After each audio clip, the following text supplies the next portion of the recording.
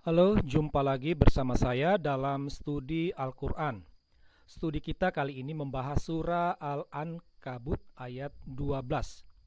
Sebagaimana studi-studi kita lainnya, studi Al-Quran kali ini juga merupakan sebuah telaah logis. Namun sebelum kita membahas surah Al-Ankabut ayat 12, terlebih dahulu kita satukan pemahaman kita tentang Al-Quran.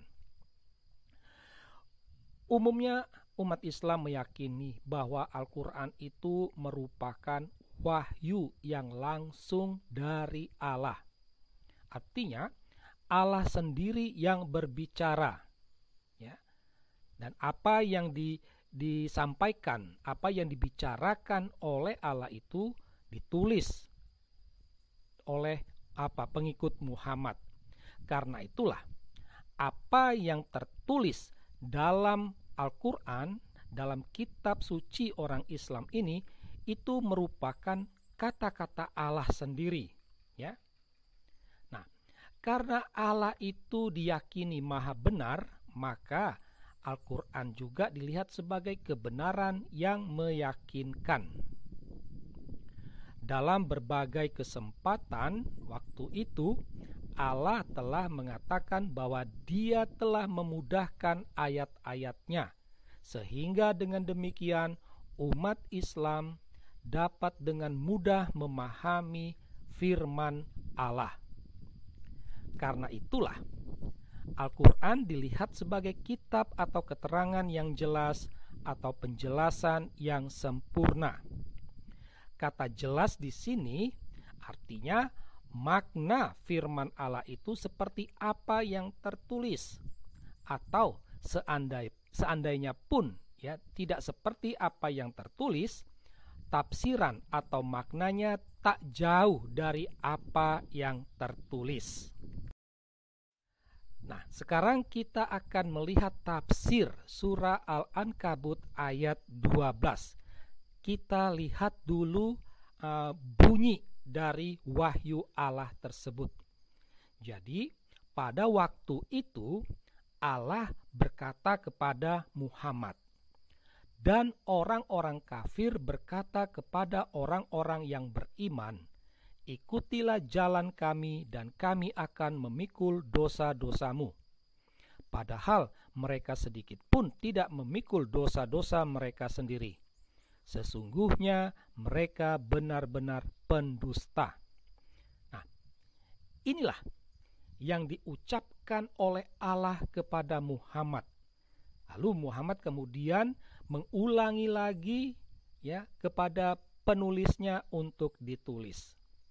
Nah, orang-orang yang beriman di sini itu ditafsirkan sebagai orang Islam, pengikut Muhammad pada waktu itu.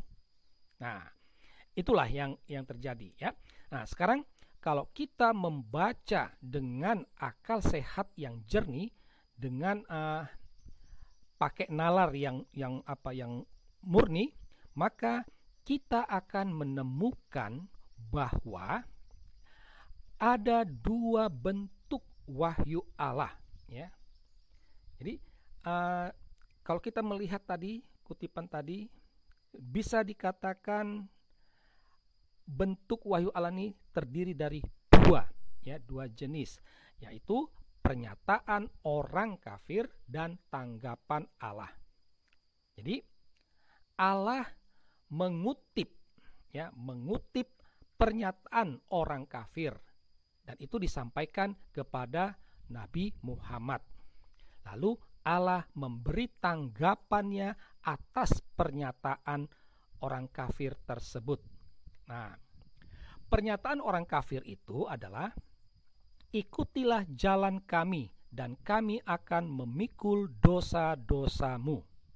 Nah, jadi pernyataan orang kafir ini itu ditujukan kepada pengikut Muhammad, dan Allah merasakan bahwa pernyataan ini membahayakan keimanan umat Islam yang dapat menyebabkan umat Islam murtad, meninggalkan Islam. Nah, karena itulah Allah akhirnya menyampaikan tanggapannya. Nah, kalau kita membaca teks tadi, maka dapat dikatakan ada dua tanggapan Allah. Ya. Yang pertama, Allah mengatakan bahwa orang kafir tidak memikul dosa mereka sendiri. Yang kedua, orang kafir adalah pendusta. Pernyataan Allah bahwa orang kafir sebagai pendusta ini konsekuensi dari pernyataan yang pertama. Nah, dasar dari dua tanggapan Allah ini adalah bahwa orang kafir itu adalah pendosa. Ya, orang kafir itu adalah pendosa, orang yang berdosa. Nah, orang berdosa mana mungkin mereka memikul dosa orang lain? Dosa mereka sendiri saja mereka tak bisa pikul. Itu. Jadi, tanggapan Allah ini seakan hendak menegaskan kembali apa yang pernah disampaikan oleh Allah. Seseorang yang berdosa tidak memikul dosa orang lain. Ini dapat dibaca dalam surah ke-39 ayat 7. Nah, akan tetapi kalau kita menelaah secara kritis wahyu Allah tersebut dalam ayat 12, kita akan menemukan beberapa hal yang agak aneh. Yang pertama, dapat kita ajukan pertanyaan, siapa orang kafir yang dimaksud dalam wahyu tersebut? Status orang kafir ini akan menegaskan agamanya. Karena apa? Karena pernyataan orang kafir itu dapat dijadikan landasan kita mengetahui ajaran agama. Ya. Nah, setidak-tidaknya pernyataan orang kafir itu mau menegaskan bahwa ada agama yang mengajarkan bahwa umatnya akan memikul dosa orang yang masuk agamanya. Tetapi menjadi pertanyaan, agama mana yang mengajarkan hal tersebut? Ya, ini. Kalau kita menelusuri studi agama yang ada yang kita pahami dalam wahyu tersebut, ya, ini wahyu Allah ini, ya, surah Al-Ankabut ayat 12 ini akan turun di Mekah karena dia masuk dalam surah-surah Makkaniyah, ya. Turun di Mekah. Jadi kita bisa bertanya, kita bisa menelusuri agama yang ada di Mekah pada waktu itu, ya. Agama yang ada di Mekah. Setidak-tidaknya kita bisa menemukan bahwa di Mekah waktu itu ada Zoroaster, ada Yahudi, ada Sabi'in, ada Hindu juga ada, agama Kristen juga ada, agama Nasrani juga ada, dan masih banyak agama-agama lain. Tetapi menjadi pertanyaannya adalah agama mana yang mengajarkan bahwa umatnya akan memikul dosa orang yang masuk agamanya. Kalau kita telusuri, ya, maka kesimpulannya tidak ada, ya. Tidak ada agama yang mengajarkan bahwa umatnya akan memikul dosa orang yang mau masuk agamanya. Tidak ada. Kalaupun mau dilihat yang agak menyerempet, itu bisa disebut yaitu agama Kristen. Karena dalam agama Kristen ada konsep penebusan dosa, ya, penebusan dosa. Jadi orang yang masuk Kristen dia akan mendapatkan penebusan dosa. Tetapi ini tidak sama dengan apa yang dikatakan dalam wahyu Allah tadi. Karena yang memikul dosa itu bukan umat Kristen, tetapi Yesus, Isa Al-Masih. Ya. Yesuslah yang memikul salib. Ya, Yesus memikul dosa-dosa umat manusia di kayu salib. Dan dari salib inilah akhirnya mengalir rahmat penebusan, rahmat keselamatan. Jadi bukan umat, tetapi Yesus yang memikul dosa. Oleh karena itulah, jika orang kafir yang dikatakan dalam wahyu itu dimaksudkan orang Kristen, maka kita bisa katakan Allah keliru. Atau ini juga merupakan bentuk fitnah karena tidak benar. Ya, Allah memfitnah, Allah keliru.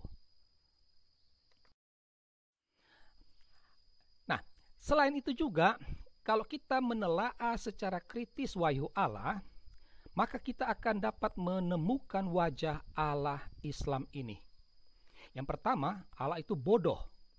Bodoh ini tidak ada kaitannya dengan kelemahan intelektual. Ya. Bodoh di sini karena apa? Allah salah menanggapi. Allah tidak bijak. Ya. Dia tidak melihat dulu kebenaran dari pernyataan tersebut. Dia langsung menanggapi saja. Dan tanggapan itu salah. Karena pernyataannya saja sudah salah, tanggapannya juga pasti salah. Wajah Allah Islam itu adalah Allah yang bodoh. Ya. Allah kurang kerjaan. Karena apa? Sibuk menanggapi pernyataan orang yang tidak jelas sumbernya dan juga kapasitasnya. Apakah pernyataan orang kafir itu adalah orang yang ahli atau orang awam biasa? Itu tidak jelas kapasitasnya. Dan ini yang ditanggapi Allah. Allah sama sekali kurang kerjaan. Memang kita dapat mengatakan lewat wahyu ini ada upaya Allah untuk melindungi umatnya. Memang ada. Dan kita akhirnya menemukan ada dua cara Allah melindungi umatnya, yaitu menciptakan kebohongan dan memfitnah orang atau agama lain. Inilah wajah Allah Islam.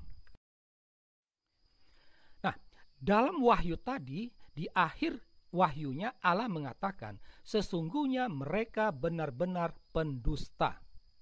Tetapi kita bisa mengajukan pertanyaan, sebenarnya siapa yang berdusta? Karena apa? Kalau kita telaah tadi, kita tidak menemukan siapa yang dimaksud orang kafir. Status orang kafir itu sama sekali tidak jelas. Ya, siapa?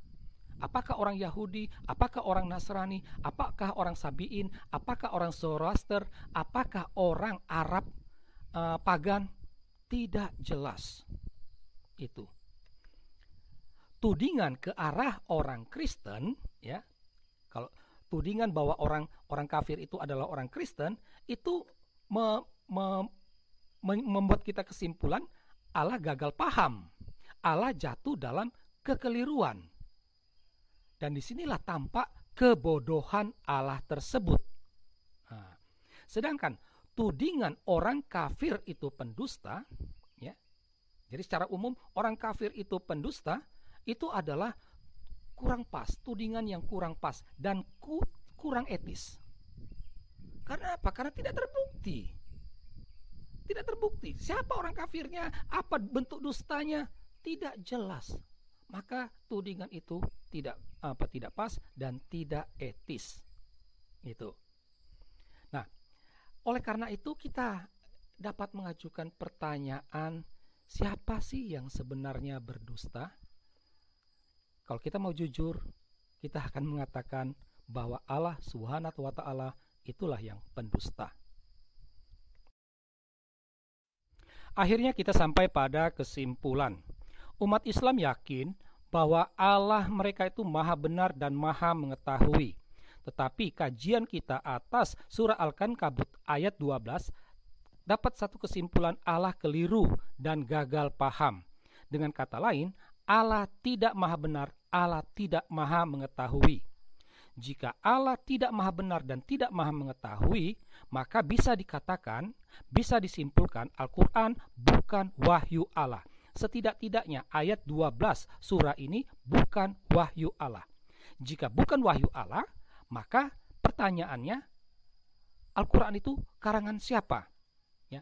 Kalau kita mengacu pada pernyataan orang-orang kafir pada zaman dulu, ya, mereka mengatakan Al-Quran merupakan rekayasa Muhammad. Ya, Muhammadlah yang menciptakan Al-Quran tersebut. Kira-kira apa tujuan surah Al-Ankabut ayat 12 ini? Ya, setidaknya ada dua. Yang pertama, mau membangun image bahwa ajaran agama lain itu salah dan ajaran agama Islam yang benar. Namun faktanya justru kebalikan, ya. Nah, tujuan yang lain yang mau dibangun adalah agar orang masuk Islam.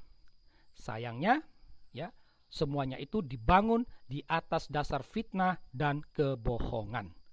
Demikianlah kajian kita atas surah Al-Ankabut ayat 12. Semoga membantu mendapatkan pencerahan. Sekian dan terima kasih.